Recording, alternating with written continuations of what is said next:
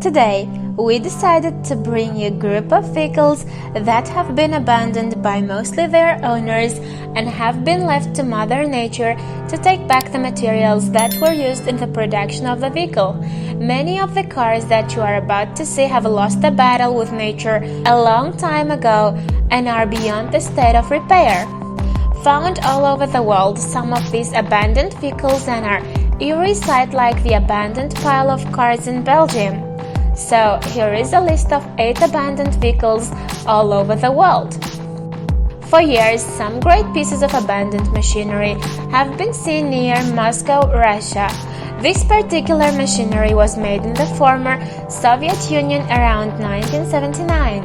Yes, it walks very slowly, but that's because it weighs 280 metric tons or roughly 617,294 pounds. And to answer the question, why do they walk, we must briefly go back to the early 20th century. Back then, dragline excavators, crane-like machines popular with moving very large quantities of earth, had a problem: they were getting too heavy. So heavy, in fact, that the railroad tracks being used to move them around the worksite were sinking into the ground. Then, in 1908 was invented the first walking dragline. Walking draglines avoid sinking into the earth by spreading their weight over a big pad. They are slow, steady, but get the job done. Just half a dozen of those were made. They'd be most people's pride and joy. But these supercars are sitting gathering dust in what must be the world's most expensive car graveyard.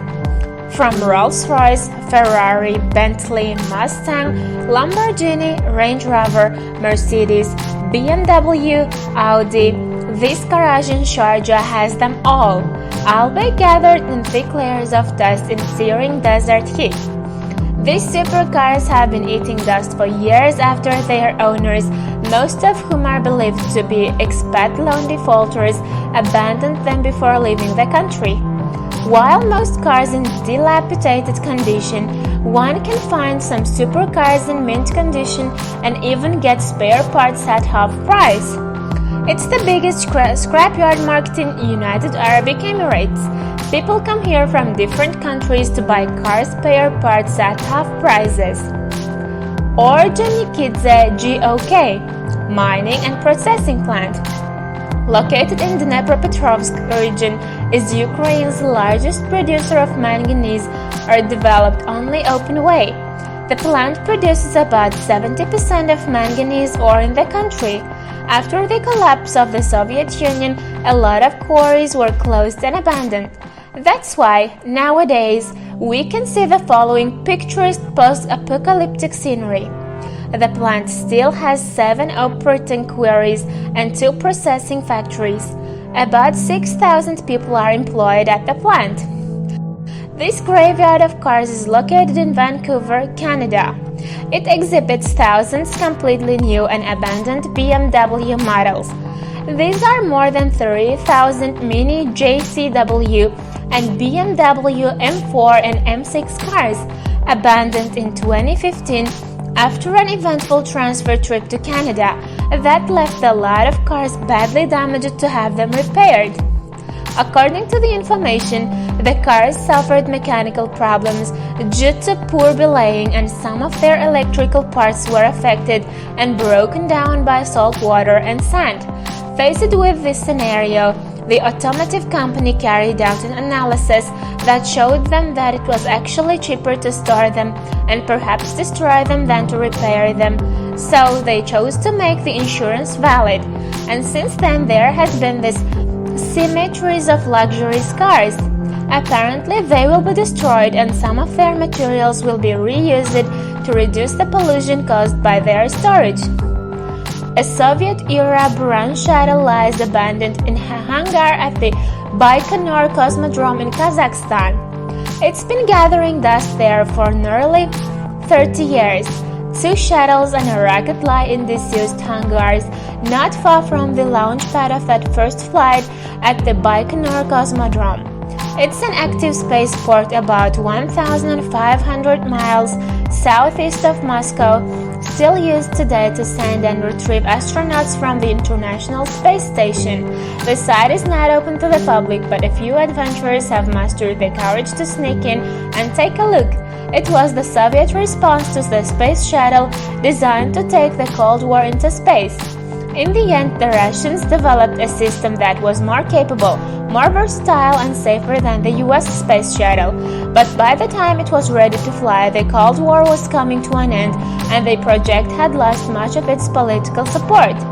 The vehicle used for the first flight, whose actual name was Buran, was put into storage in a building at the Baikonur spaceport, but due to neglect and the extreme temperature variations of the Kazakh steppe, the roof collapsed in 2002 and completely destroyed it.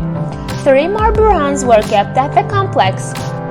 One, a full-scale test model, was left to rust outdoors, but in 2007 it was moved to the nearby Baikonur Museum, where it still stands as an exhibit. The remaining 2 are abandoned to this day in a hangar called MZK, which stands for Assembly and Fueling Building. One of them, nicknamed Ptichka, Birdie, was supposed to fly the second Buran mission, and it was more than 90% ready when the Buran project was cancelled. The other is a model used for ground tests, not designed to fly. There are plans to turn the former Buran launch pad into a museum. The shuttles and the rocket have been exposed to dust, birds' poop, and extreme temperatures for almost 30 years. Time has left its mark, but other than that, they are in rather good condition. The Blue Miracle. This industrial giant was built in the 1960s in East Germany.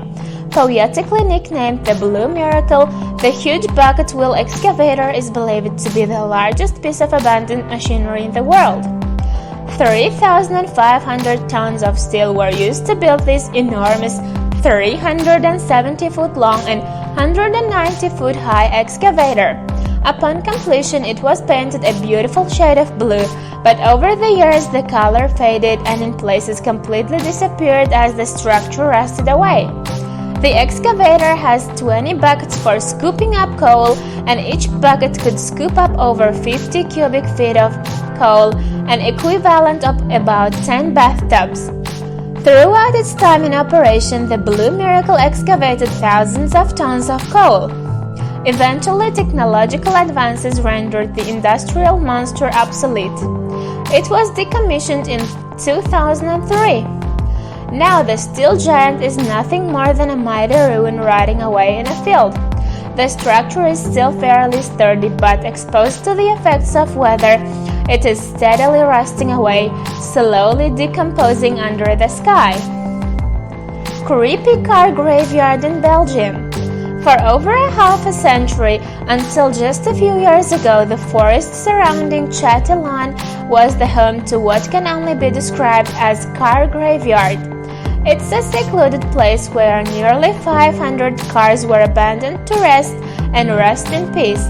The corroded cars were left in surprisingly orderly lines, resembling bumper-to-bumper traffic, frozen in time. How the graveyard developed remains somewhat of a mystery, but the story goes that cars were dumped there by US troops stationed in and around Châtillon during World War II. Once the conflict ended, the American soldiers who had bought cars during their European sojourn didn't fancy paying expensive taxes to ship the motors stateside, and so hid their vehicles in the dense woodlands near Châtillon, possibly with the idea of picking them up at a later date. But few, if any, ever came to claim what turned to buckets of bolts. The once shiny luster of paint wore off, and these cars were left to Mother Nature to muss over and rust. When bike sharing took off in China, dozens of bike share companies quickly flooded city streets with millions of brightly colored rental bicycles. However, their rapid growth vastly outpaced immediate demand and overwhelmed Chinese cities, where infrastructure and regulations were not prepared to handle a sudden flood of millions of shared bicycles. Riders would park bikes anywhere or just abandon them, resulting in bicycles piling up and blocking already crowded streets and pathways. Handlebars tied in snaking rows of color. Now thousands of abandoned bicycles lie in an open field outside the city of Shenyang, relics of a shared bike mania that has overwhelmed China's cities. The turquoise, blue, and yellow bicycles arranged in long lines, some piled on top of each other.